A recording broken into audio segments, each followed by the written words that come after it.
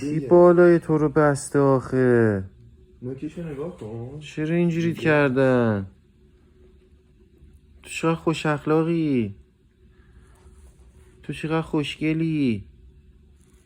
شانس آوردی جگوار اینجا نبود تو رو بخوره.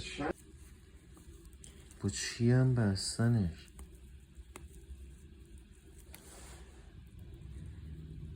بچه تو چجوری فرار کردی؟ من میخوای بگیرم. نه اوکی.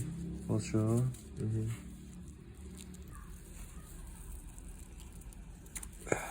چی کارش کردن؟ کن.